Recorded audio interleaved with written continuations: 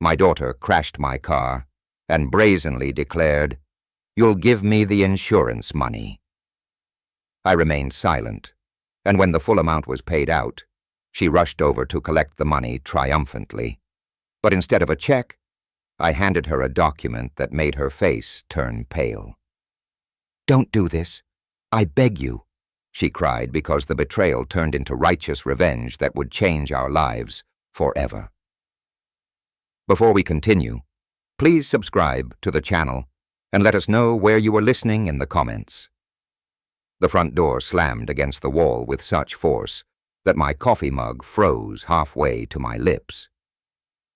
Emily burst through the doorway like a storm, her designer heels clicking frantically against the hardwood floors. Mascara streaked down her cheeks in dark rivulets, and her expensive purse clutched desperately in trembling hands. "Dad, I need $5,000. Her voice cracked with desperation. "Without this money, I simply won't survive." The stack of medical bills scattered across my kitchen table seemed to mock her words. The top one, clearly visible, showed 847 to 92 in bold red letters. Another reminder of Sarah's final months. I set down my mug carefully, watching the coffee ripple from Emily's dramatic entrance. "Emily, you understand? I have problems myself right now." I gestured toward the bills. "Medical expenses for your mother. You don't love me anymore." She whirled around, pacing like a caged animal. "You always find excuses, always some reason why you can't help your own daughter." Her accusations hit harder than intended. The worn cardigan I'd been wearing since morning suddenly felt heavier, the coffee stain from breakfast more pronounced on the mantel. Our family photo from happier times watched this destruction. Sarah's gentle smile a stark contrast to the chaos filling our living room. "This isn't about love, Emily." My voice remained steady despite the turmoil inside. "It's about reality, about responsibilities." She stopped pacing abruptly, spinning to face me. "Responsibilities? What about your responsibility to me? I'm drowning here, Dad. Rent, car repairs, everything's falling apart." The vulnerability in her voice almost broke my resolve. Every instinct screamed to protect her, to write the check and solve her problems like I'd done countless times before. But the medical bills served as cold reminders. My own financial stability hung by threads. I wish I could help. The words felt like glass in my throat. But right now, with everything that's happened, with my job situation, uncertain, her laugh held no humor. "You've had the same job for 15 years. Stop making excuses. Emily, please." I stood slowly, trying to bridge the growing chasm between us. "Sit down. Let's talk about this reasonably. Maybe we can figure out another solution." "There is no other solution." She grabbed her purse, clutching it like a lifeline. "You're supposed to be my father. You're supposed to care about what happens to me." The accusation hung between us like a physical wall, watching my daughter's face contort with anger and disappointment. I felt the familiar weight of being the parent who had to say no, even when every fiber of my being wanted to protect her from whatever crisis she'd created. "This is unfair, and you know it." My voice came out quieter than intended. "But I can't do anything right now." Emily's expression shifted from desperation to something colder, more calculating. The transformation chilled me more than her tears had. She straightened her shoulders, wiped her eyes with the back of her hand, and walked toward the door with deliberate precision. "Fine." The single word carried the weight of years of frustration. "I understand perfectly now." She paused at the threshold, her silhouette framed against the evening darkness. For a moment I thought she might turn back, might give us both a chance to repair this fracture. Instead, she stepped into the night without another word. The door closed with a soft click that somehow felt more final than her earlier dramatic entrance. Through the window, I watched her car's engine come to life, headlights cutting through the gathering dusk. The taillights grew smaller as she drove away, leaving me standing alone in a house that suddenly felt too large and too quiet. The medical bills still lay scattered across the table, and my coffee had grown cold. The alarm's shrill cry at 5:30 a.m. pierced through dreams I couldn't quite remember. 3 days had passed since Emily's visit. 3 days of avoiding thoughts about our confrontation while focusing on preparing for this crucial trip. My worn leather suitcase lay open on the bed, waiting for the business clothes that might determine my job security. I folded my navy suit carefully, the fabric still crisp from the dry cleaner. The quarterly reports sat in neat stacks beside my laptop. Months of work distilled into presentations that could make or break my position at the company. The medical bills remained on the kitchen table like silent sentinels, reminding me why this conference mattered so much. A brief moment of hesitation struck as I surveyed the house. Leaving it empty always made me uneasy, especially after Sarah's death. The familiar routine of checking locks and windows had become a ritual of sorts, a way to maintain control in an increasingly uncertain world. The taxi arrived precisely at 6:15 a.m. Carlos, the middle-aged Hispanic driver, helped load my suitcase with professional courtesy. "Thank you for taking me so early," I said, settling into the back seat. "Didn't want to leave my car at airport parking." "No problem. Seor, business trip, conference in New York, 3 days." I glanced back at my Ford Explorer sitting reliably in the driveway. The 2019 blue model had served me well despite the small dent in the rear bumper from a grocery store incident last year. Important for my job. The March morning carried a crisp bite at 38-degree overcast sky, promising another typical Chicago day. As we pulled away, Mr. Ramirez waved from across the street, probably heading out for his morning walk. I waved back, grateful for neighbors who kept an eye on things. During the drive, I reviewed my notes one final time. The presentation needed to be flawless. Budget cuts had everyone nervous, and my department faced particularly close scrutiny. My phone buzzed with a text from my colleague, Mike. "Mike, did you receive the quarterly reports I sent?" I called him back immediately. "I want to make sure we're aligned for the presentation. Got everything?" "Looking good, Alex. Don't stress too much." Easy for him to say.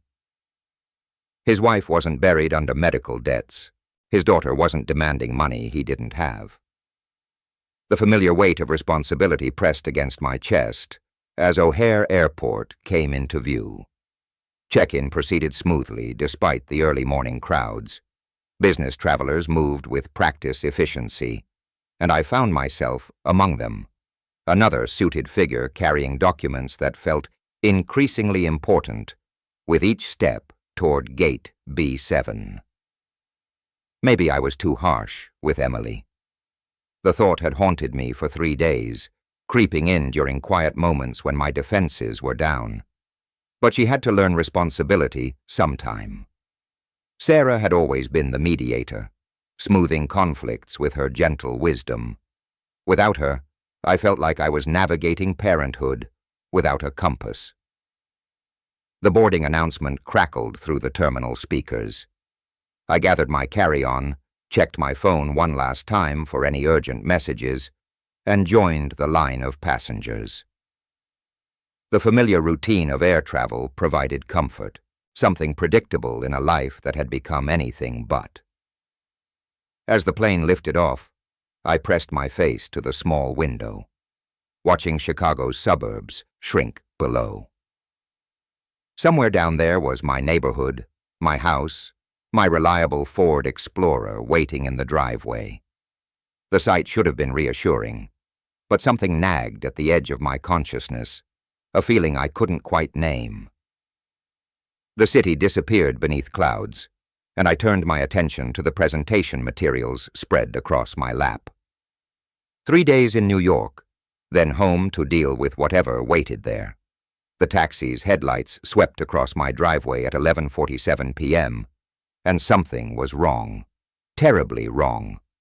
My Ford Explorer sat in its usual spot, but the familiar silhouette looked fractured, broken in ways that made no immediate sense. "Jesus Christ," the driver muttered. An older black man who'd been silent during most of the ride from O'Hare. "Sir, what happened to your car?" My suitcase hit the asphalt with a dull thud as I stumbled out, legs cramped from delayed flights and the crushing realization of what I was seeing. The spiderweb of cracks across my windshield caught the taxi's lights like a deadly kaleidoscope. 3 major impact points suggesting deliberate, repeated strikes. "What the?" The words died in my throat. I walked around the vehicle in shocked silence, my phone's flashlight revealing the full scope of destruction. Every panel bore evidence of systematic, deliberate vandalism. The hood displayed multiple dents, each one clearly made by something heavy. A baseball bat, perhaps, or a crowbar. Deep scratches had been keyed into the side panels, spelling something illegible but unmistakably vindictive. 2 tires were completely slashed, rubber hanging in defeated strips. The third showed a clean puncture wound, slowly deflating with each passing second. Both side mirrors dangled by their wires like broken limbs, and through the shattered windows, I could see the interior remain mysteriously untouched. "Sir, should I call police?" The driver had stepped out, his concern evident. "This looks deliberate." "No, not yet." My analytical mind was taking over, pushing aside the initial shock. "Let me think about this." I began taking photos, documenting every angle of damage. The timestamps read 11:52, 11:54, 11:58 p.m. evidence for whatever would come next. The precision of the destruction struck me as I worked. This wasn't random vandalism by bored teenagers. Someone had taken their time, worked methodically, ensured maximum damage while avoiding the house entirely. Who could have done this? The question circled my mind like a predator. Why my car, specifically? I noticed no other vehicles on the street showed any signs of tampering. The Johnson sedan sat pristine in their driveway. The Eldridge's old Buick appeared untouched. Even Ramirez's pickup truck looked exactly as it had when I had left 3 days ago. This was personal. Standing in my driveway at midnight, surrounded by the scattered pieces of what had been my reliable transportation for 6 years, I felt something fundamental shift inside me. The comfortable illusion that bad things happen to other people had just shattered as completely as my windshield. "You know what?" I told the driver. "Could you actually wait? I need to make another trip tonight." But even as I said it, I knew nowhere would be open at this hour for the kind of help I needed. This would wait until morning. The house felt different as I dragged my suitcase inside, violated somehow, though nothing appeared disturbed indoors. I drew every curtain, turned on every light, and sat at my kitchen table with a legal pad. The medical bills looked smaller now, overshadowed by this new crisis. Insurance would cover most of the car damage, assuming I could prove it wasn't my fault. But that wasn't really the point anymore. Someone had known I would be away. Someone had used that knowledge to destroy my property with careful precision. Someone wanted to send me a message written in broken glass and slashed rubber. The question was, who, and, more importantly, why? I began making a list of people to question tomorrow, starting with the neighbors.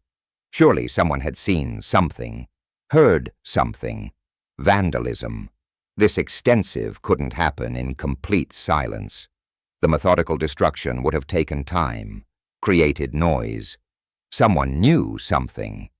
As I wrote names in careful columns, organizing my approach like the business presentation I'd just completed, one thought kept returning.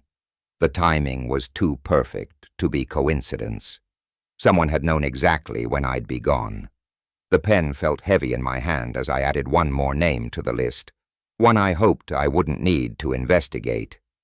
Coffee steam rose from my mug as I spread the printed photos across the kitchen table, each image a stark reminder of Wednesday night's destruction. The manila folder lay open beside my composition notebook.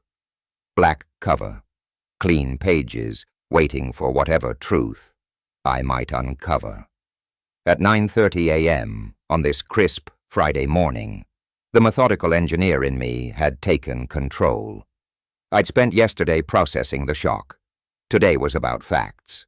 The first house belonged to Tom and Linda Johnson, their brick ranch sitting directly across from mine. Tom answered the door in weekend clothes, concern creasing his weathered face when he saw the photos. "Sorry to bother you, but did you see anything unusual Wednesday night? We just got back from the lake house yesterday." He studied the images with genuine sympathy. "This is terrible, Alex. Really sorry to hear about your car." Linda appeared behind him, shaking her head in dismay. Who would do such a thing in our neighborhood? Their shock seemed authentic, but they offered nothing useful. I noted the time, 9:35 a.m., and moved on. Mr. Ramirez was working in his yard, the two-story Colonial's flower beds receiving his careful attention. A practical man in his 50s, he straightened when I approached with my folder. "Did you hear anything unusual Wednesday night around midnight?" He paused, gardening gloves dirty from morning work. "Heard some sounds, but thought it was raccoons getting into trash." His expression shifted as I showed him the photos. "This happened Wednesday. Maybe it wasn't raccoons after all. What time exactly did you hear the sounds?" "Maybe 11:30. Midnight. Figured it was nothing important." He looked genuinely apologetic. "Should have checked, I guess." I wrote carefully in my notebook. Ramirez heard destruction. 11:30, 12. Acts PM dismissed as animals. The timing aligned perfectly with when someone had systematically destroyed my Ford Explorer. The Eldridge house, a small craftsman style, required more patience. Mrs. Eldridge answered slowly, her husband visible in the background, adjusting his hearing aids. "Everything was quiet when we went to bed at 10 o'clock, she said after examining the photos with obvious distress. "We sleep pretty soundly these days, though. Medicine, you know," her husband called from his chair. "What's he showing you, Martha?" "Vandalism, Harold. Someone destroyed Alex's car." Their genuine concern was touching, but their early bedtime eliminated them as potential witnesses. I thanked them and continued my systematic canvass. Each conversation followed similar patterns: knocked doors, concerned faces, examination of photos, expressions of sympathy. Nobody had seen unfamiliar cars. Nobody noticed anyone watching the neighborhood. The few who'd heard sounds had dismissed them as typical nighttime noises. Walking back down the familiar sidewalk where I'd lived for 15 years, I realized that whoever had destroyed my car knew not just my address, but my habits, my travel schedule, and possibly even my relationship with these neighbors who barely knew my name. The destroyed Ford Explorer sat in my driveway like an accusation. Looking at it now, with Mr. Ramirez's timing fresh in my mind, I noticed something I'd missed before. The positioning of the damage suggested someone who worked methodically, starting with the windshield and moving clockwise around the vehicle. This wasn't random rage. It was calculated destruction. My phone felt heavy in my hand as I scrolled to the Allstate number. Time to see what insurance could tell me about putting my life back together. The Allstate customer service representative sounded professionally sympathetic as I explained the situation. My organized paperwork spread across the kitchen table like evidence in a court case. Policy documents, printed photos, and my investigation notes from yesterday's neighborhood canvass created a methodical display that would have impressed my engineering colleagues. I want to report an act of vandalism on my vehicle. I began reading from my policy number. I'm sorry to hear that, Mr. Green. Let me get some information and schedule an assessor for you. The process moved efficiently. Case number 2024-789456. Assessment scheduled for this afternoon. A list of required documentation that I'd already prepared. Within 20 minutes, I had a plan of action and a professional coming to evaluate the damage. Mike Thornton arrived at 1:30 p.m. in a white Allstate van equipped with assessment tools and a tablet for electronic reporting. A man in his early 40s with salt and pepper hair. He moved with the confidence of someone who would examine thousands of damaged vehicles. Mr. Green, I'm Mike Thornton from Allstate. His handshake was firm, his demeanor reassuringly professional. Let's take a look at what we're dealing with. The systematic examination that followed impressed me with its thoroughness. Mike documented every scratch, dent, and broken piece of glass using a digital camera with measurement scales. He tested mechanical components, checked frame integrity underneath the vehicle, and noted security features. This is one of the worst cases of vandalism I've seen, he said, crouching beside the slashed tires. Looks very deliberate. Someone really wanted to cause maximum damage. How much could this cost to repair? Mike stood, brushing dirt from his knees. Around $8,000, possibly total loss given the vehicle's age and condition. Your 2009 Explorer has been well maintained, but when vandalism gets this extensive, he showed me photos on his tablet, zooming in on specific damage points. The professional assessment made the violation feel more real somehow, translating my emotional shock into concrete dollar amounts and repair timelines. How quickly do you process claims like this? Usually within a week for straightforward vandalism cases. Your comprehensive coverage includes a $500 deductible, so you're looking at about $7,300 in coverage. Mike tapped entries into his tablet with practiced efficiency. Do you need a police report? It's not required for vandalism claims, but some people prefer to file one. I considered this. What would you recommend? Up to you. Police reports can help if the perpetrator is caught, but for insurance purposes, my assessment and your photos are sufficient. We completed the electronic paperwork together. Mike explaining each section as we progressed. His thoroughness and genuine concern made the process less overwhelming than I had anticipated. After 45 minutes, I held completed claim documentation and contact information for follow-up questions. One more thing, Mike said as he packed his equipment. Any idea who might have done this? Vandalism, this systematic, usually isn't random. The question hung between us like an unspoken accusation. Did I have enemies? Had I wronged someone badly enough to deserve this level of retaliation? The possibilities churned in my mind, but I had no concrete answers.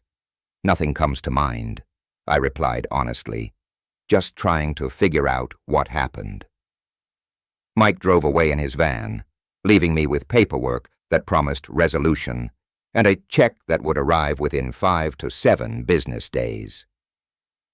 Standing in my driveway, I looked one more time at the destroyed vehicle, then at the documentation showing $1,700 in pending compensation.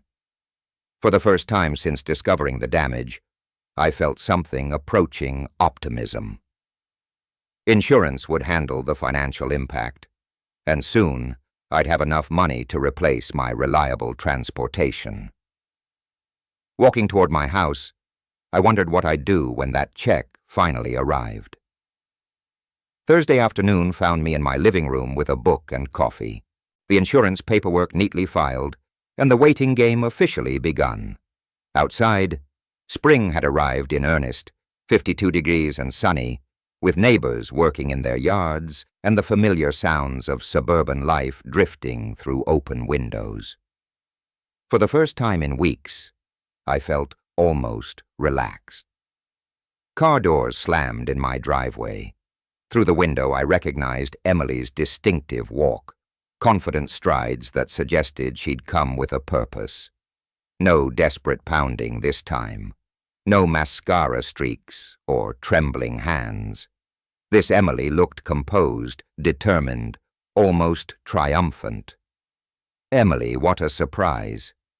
I opened the door with genuine pleasure despite our recent tension. "Come in, sweetheart." She entered without the dramatic flair from her last visit, her expensive purse slung casually over one shoulder, designer jeans and fitted jacket, suggesting money spent somewhere other than on rent payments. "Hi, Dad. We need to talk." Something in her tone made me pause. Not the desperation from weeks ago, but a cool confidence that seemed oddly misplaced given our financial discussion. I gestured toward the living room where family photos watched from the mantel, and my insurance paperwork still lay visible on the coffee table. She settled onto the sofa with calculated ease while I returned to my armchair, my phone resting within easy reach on the side table. The afternoon light streaming through windows should have made this feel like a pleasant family visit, but tension crackled beneath Emily's composed surface. "I know about the insurance claim," she began without preamble. "For your car, word travels fast in insurance circles." I attempted lightness, though her directness puzzled me. Emily's smile held no warmth. "It was me, Dad. I destroyed your car."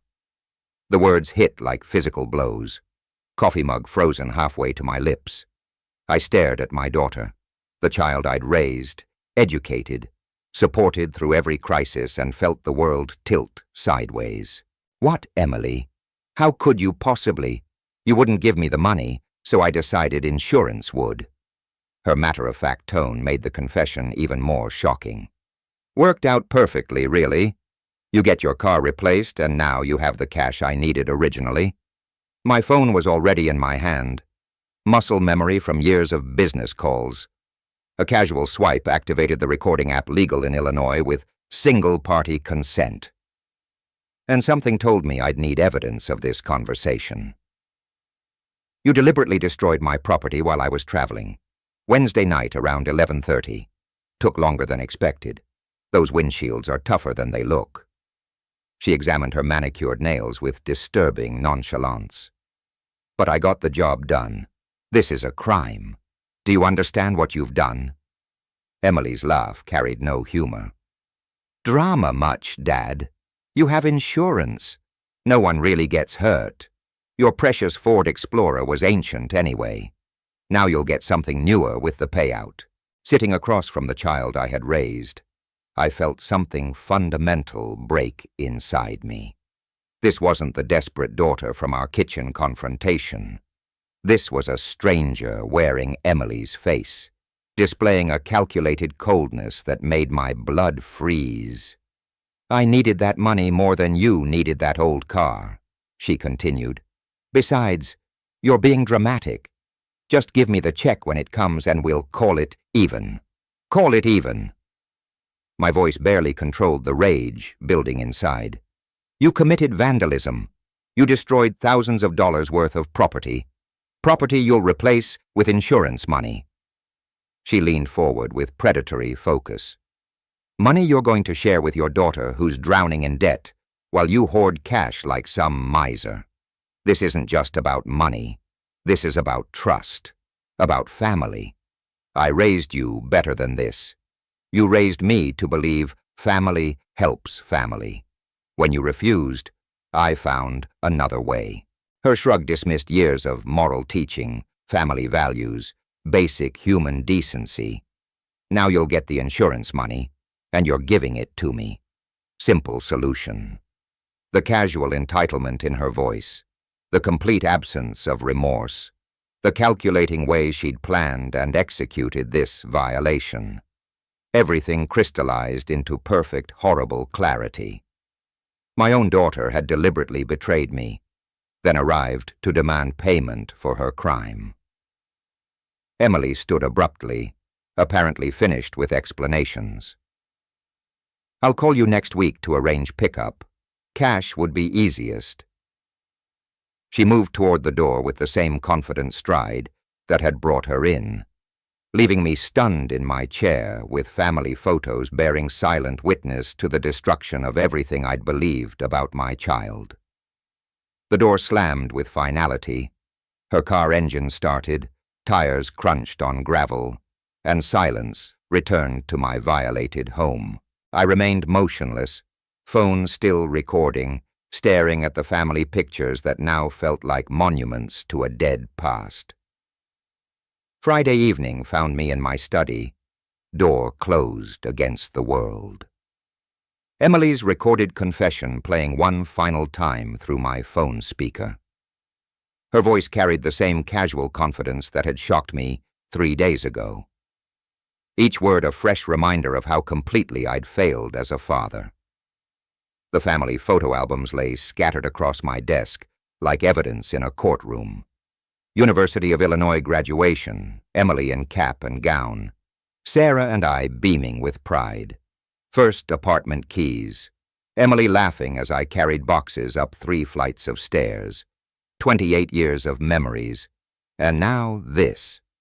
I opened my laptop and began calculating.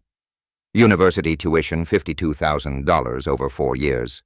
Car down payment and co-signed loan $500. Security deposits for various apartments $3,200. Emergency loans that were never repaid $7,400. The numbers accumulated like compound interest on my naivety. Total investment in Emily's future. $71,000 return on investment. Systematic destruction of my property and demands for more money. Sarah's reading chair sat empty in the corner, still positioned where she'd spent countless evenings before her illness. I could almost hear her voice during one of our late-night discussions about Emily's spending habits. "Love sometimes means saying no, Alex. We're not helping her by making everything easy." I disagreed then, believing parental love meant protection from consequences. Now, staring at financial documents that chronicled years of enabling, I finally understood my wife's warning hadn't been criticism of Emily, but protection of her character. The computer screen glowed as I researched Illinois vandalism laws. Property damage exceeding $500 constituted a Class A misdemeanor. Potential fines up to $2,500, possible jail time. Insurance fraud carried federal implications if amounts exceeded certain thresholds. My engineering mind processed the information systematically. This wasn't just about recovering money or punishing Emily for her crime. This was about teaching consequences that I'd failed to implement for 28 years.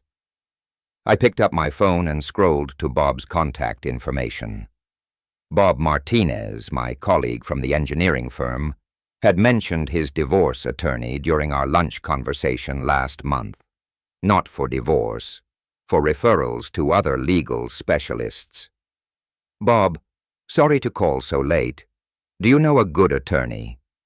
"Alex, everything okay? I need someone who understands civil matters, family-related issues." There was a pause. David Lloyd handled my divorce, but he also does other civil work. Good guy, reasonable rates. Want his number. 20 minutes later, I had an appointment scheduled for Monday afternoon. David Lloyd, civil litigation specialist, came recommended with the kind of professional reputation I needed for what I was planning. Sitting in the chair where Sarah used to read before bed, surrounded by the evidence of our daughter's financial dependence and emotional manipulation, I finally understood that my wife's warnings about enabling Emily hadn't been criticism of our daughter, but protection of her character. The family album closed with a soft thud. I saved my legal research bookmarks and reached for my phone to confirm Monday's appointment. David Lloyd would help me teach Emily the lesson I should have started years ago. Wednesday morning's mail delivery brought the envelope I had been anticipating, thick, official, bearing the All-State logo that had become familiar over recent weeks. I sorted through bills and advertisements at my kitchen table, saving the insurance correspondence for last, like a carefully planned reward. The check inside exceeded my expectations. $7,500 exactly, with claim number 2024789456 printed in neat corporate font. The memo line read, "Viveli Vandalism Claim Settlement." Each word a reminder of Emily's calculated betrayal. More than enough money to teach her a lesson she'd never forget. Rather than call a taxi, I decided on the public transportation. The CTA bus Route 49 would take me downtown to the Chase Bank branch, giving me time to think about strategy during the 35-minute ride. My damaged Ford Explorer remained in the driveway, a deliberate choice that was becoming more strategic with each passing day. The bus was nearly empty at mid-morning, commuters having reached their destinations hours earlier. I sat by a window, watching familiar neighborhoods pass while reviewing my plans. The damaged car served multiple purposes now. Visible reminder of Emily's crime, psychological pressure tool, and evidence for any future legal proceedings. At Chase Bank, the middle-aged teller processed my deposit with efficient professionalism, her fingers flying across keyboard keys as she entered information. Nice check. Auto insurance. Yes. Unfortunately, vandalism. Sorry to hear that. At least insurance covered it properly. That's what I pay premiums for. The transaction completed smoothly, my account balance increasing by exactly $7,500. The receipt showed the deposit time as 10:47 a.m., documentation that might prove useful later. Walking home took 45 minutes, a deliberate route that passed through neighborhoods where other residents maintained their properties with obvious pride. Well-kept lawns, freshly painted fences, cars parked in driveways without broken glass or slashed tires. The contrast with my own situation felt increasingly intentional. My destroyed vehicle sat exactly where I'd left it. Spiderwebbed windshield catching afternoon sunlight like a broken promise. Neighbors still slowed when passing, their expressions mixing sympathy with curiosity about why I hadn't begun repairs. I wouldn't be repairing anything yet. The damaged car represented more than transportation now. Every dent and scratch told the story of my daughter's character. Visible evidence of what happened when someone I loved chose to betray trust and destroy what others had worked to build. Emily would see it every time she visited, a constant reminder of her choices and their consequences. Standing in my driveway, insurance check deposited and strategy crystallizing, I pulled out my phone to review my contacts. Bob's referral to David Lloyd had been scheduled for Monday afternoon. Legal consultation, evidence presentation, strategy development. Everything was falling into place with engineering precision. The screen showed David Lloyd's office number, appointment confirmed for Tuesdays p.m., 3 days to prepare documentation, organize evidence, and plan the conversation that would determine how Emily's education and accountability would proceed. My thumb hovered over his contact information, already anticipating Monday's legal consultation and the satisfying sound of consequences finally catching up with choices. David Lloyd's law office occupied Suite 314 of a modest, mid-rise building. the kind of professional space that suggested competence without intimidation. I sat in the waiting room with my manila folder containing printed audio transcripts, photographs, and insurance documentation. Preparation that would have impressed my engineering colleagues. Mr. Green, David Lloyd. The handshake was firm, professional. David appeared younger than his 45 years with graying temples and the analytical expression of someone accustomed to solving complex problems. His office mixed family photos with law books, creating an atmosphere of both expertise and accessibility.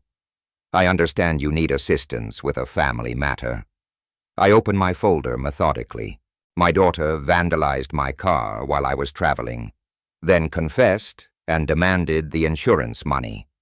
I have her admission recorded. David's eyebrows rose slightly as I played Emily's casual confession through my phone speaker.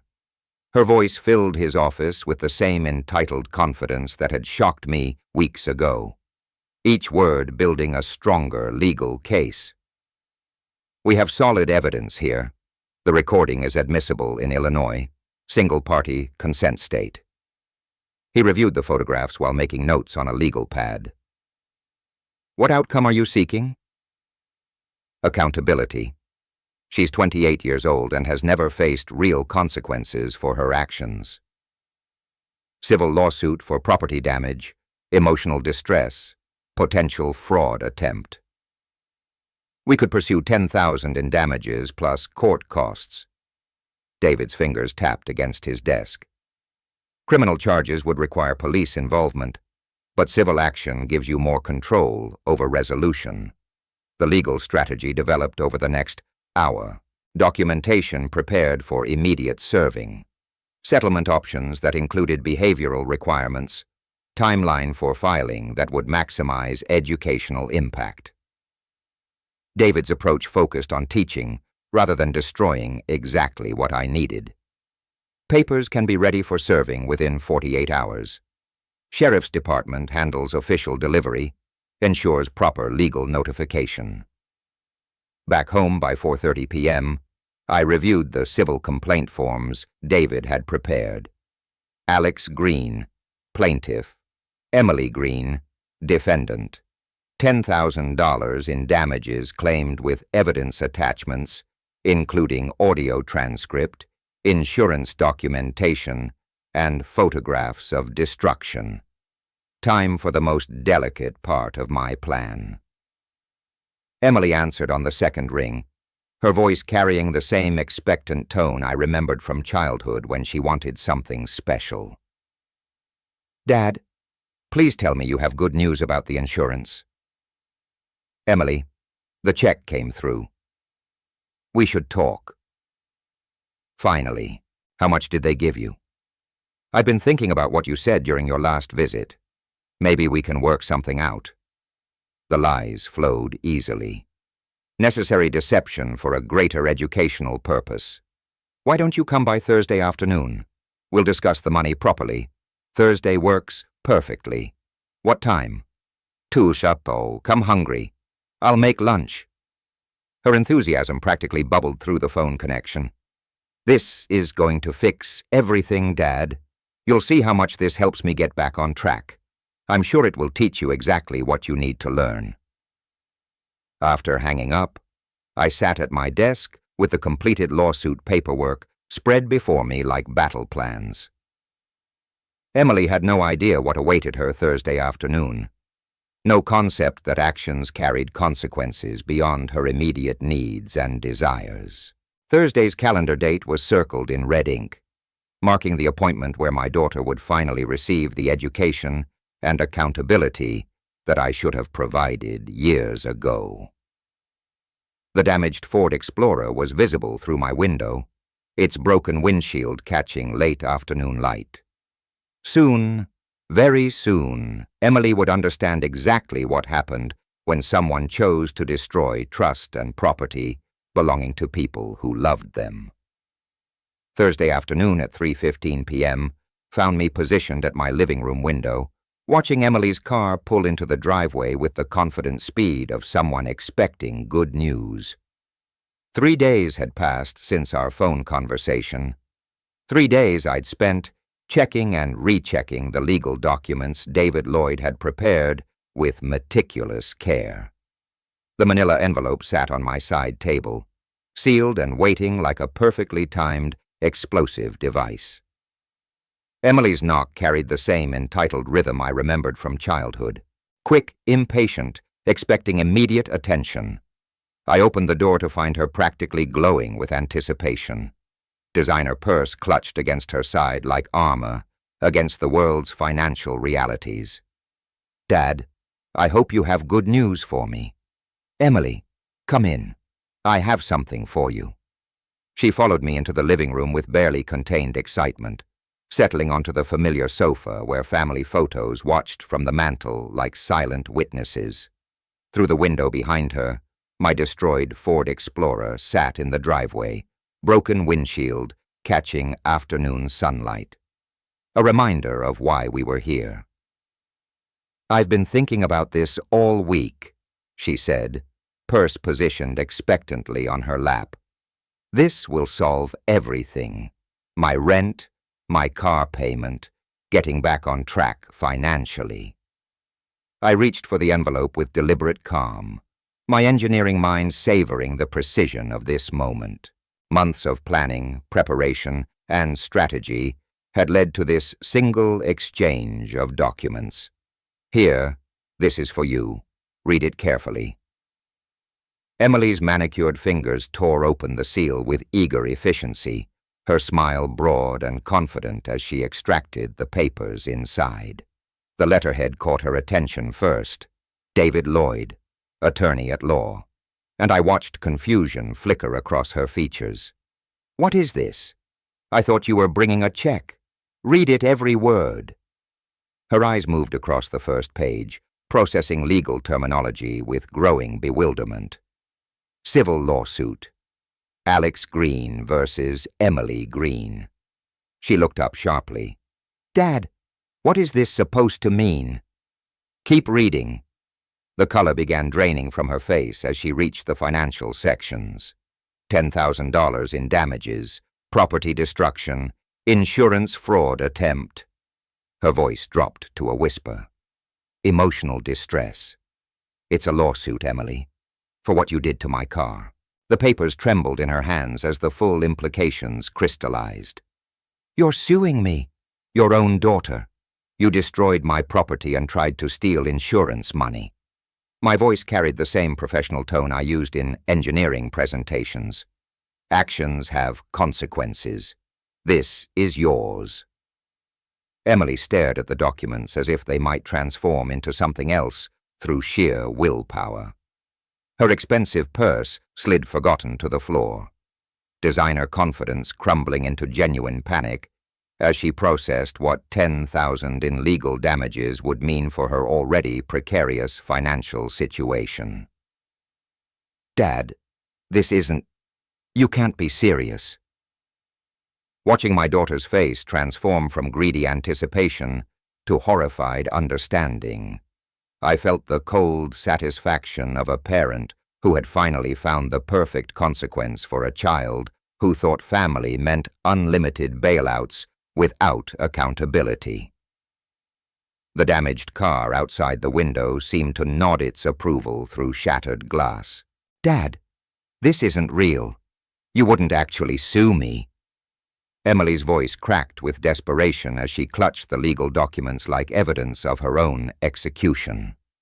"This is your own daughter. Family doesn't do this." I remained seated in my chair, watching her process the magnitude of consequences she'd never considered possible. The afternoon sunlight streaming through windows highlighted dust motes dancing around us like tiny witnesses to this reckoning. It was just a car. Insurance paid for it. She scrambled through the pages again, searching for escape clauses that didn't exist. This could ruin my credit score. My job applications, background checks, will show this. Yes, they will. The simple confirmation hit her like a physical blow. Emily's designer composure finally shattered completely, and she slumped forward on the sofa, expensive clothing suddenly disheveled, mascara beginning to streak as reality crushed her entitled worldview. "Do you understand what this means for my future?" Her voice rose to near hysteria. "I could face criminal charges too, couldn't I? Vandalism, insurance fraud. These are felonies." I'd researched every possible consequence during my weeks of preparation. Potentially, yes. Emily slid from the sofa to her knees on the hardwood floor, legal papers scattering around her like fallen leaves. The transformation was complete from confident manipulator to broken child facing consequences for the first time in 28 years. "Please don't do this, Dad. I'm begging you." She clasped her hands together in genuine supplication. "This will destroy my life, my job prospects, my credit history, everything." For the first time since this confrontation began, I saw something I'd been waiting for. Genuine remorse replacing self-preservation. Her tears seemed authentic rather than manipulative. Her panic focused on understanding rather than escaping. I was desperate. I wasn't thinking about consequences. The words tumbled out between sobs. I just saw an opportunity to solve my problems, and I took it without considering how it would hurt you. She looked up at me from the floor, mascara streaked and completely vulnerable. "I'll do anything. Pay you back, change jobs, go to counseling. I know I destroyed your trust. I know what I did was criminal." The family photos on the mantel watched this scene with painted smiles from happier times. Through the window, the destroyed Ford Explorer served as a constant reminder of why we'd reached this point. "I'm sorry for what I did to your car, to our family, to you." Emily's voice broke completely. "I became someone Mom would be ashamed of, didn't I?" Watching my daughter's complete emotional breakdown, seeing her finally understand that actions have consequences beyond her comfortable bubble of entitlement, I felt the terrible satisfaction of a parent who has had to choose justice over comfort for the sake of their child's character. But beneath the satisfaction, something else stirred, the possibility that this lesson might actually work. "I'll find a therapist, get a stable job, pay back every penny of damages," she continued desperately. "I'll sign any agreement you want, follow any conditions you set." I leaned forward slightly, speaking my first words in several minutes. "Maybe we can discuss terms."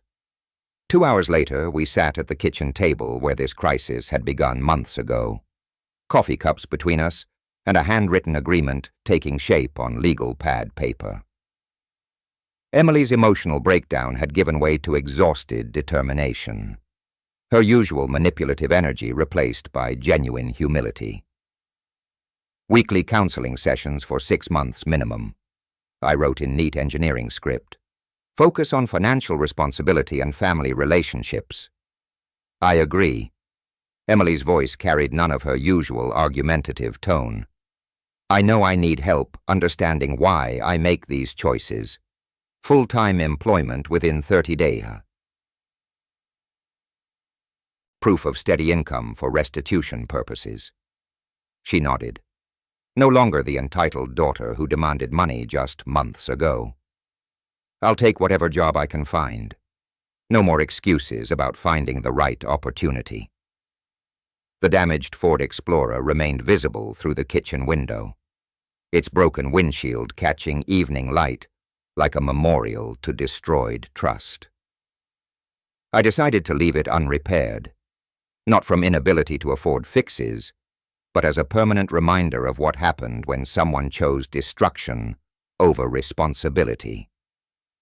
Gradual repayment of my $500 insurance deductible, $50 monthly until satisfied. That's fair.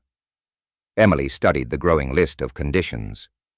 More than fair, considering what I put you through. I set down my pen and looked at my daughter. really looked at her for the first time since her confession weeks ago. The arrogant confidence had vanished, replaced by someone who understood consequences and seemed genuinely committed to change. This was a lesson, Emily, about responsibility and consequences. I know, Dad. I finally understand that. I'll withdraw the lawsuit if you meet these conditions faithfully, but trust must be rebuilt gradually through actions, not promises. Emily reached across the table and covered my hand with hers, a gesture I hadn't felt from her in years. Thank you for not giving up on me, for caring enough to teach me this lesson, instead of just enabling me forever. The irony wasn't lost on me. Sarah had tried to warn me about enabling Emily, but I'd chosen protection over accountability until my daughter's betrayal forced my hand. Now, faced with real consequences, Emily was showing more maturity than she'd demonstrated in years. I want to be the daughter you and Mom raised me to be, she continued, tears starting again, but different ones, grateful rather than desperate. I know I haven't been that person for a long time. We spent the next hour finalizing details, counseling, appointment scheduling, job search timeline, monthly check-ins to review progress. Emily signed each page carefully, treating the agreement like the solemn contract it represented. As evening approached, we stood in the driveway beside my destroyed vehicle, looking at damage that had transformed from betrayal into education. Emily touched the broken windshield gently, her fingers tracing spiderweb cracks she'd created in anger. I'll never forget what I did here, she said quietly, or how much you had to suffer to teach me this lesson. Sitting at the same kitchen table where this crisis began months ago, watching my daughter sign a commitment to become the responsible adult her mother and I had tried to raise, I realized that sometimes the hardest lesson a parent can teach is that love includes accountability. And the greatest gift we can give our children is the opportunity to face the consequences of their choices. Emily gathered her purse in the signed agreement, moving toward the door with renewed purpose, rather than entitled expectation. At the threshold, she turned back. I love you, Dad. Thank you for saving me from myself. The destroyed car would remain in my driveway for now. Not as evidence of betrayal, but as proof that even the most painful lessons can lead to genuine transformation when consequences are allowed to teach what enablement never could. If you like this story, please like this video. Subscribe to the channel and share your impressions of this story in the comments. To listen to the next story, click on the box on the left. Thank you for watching.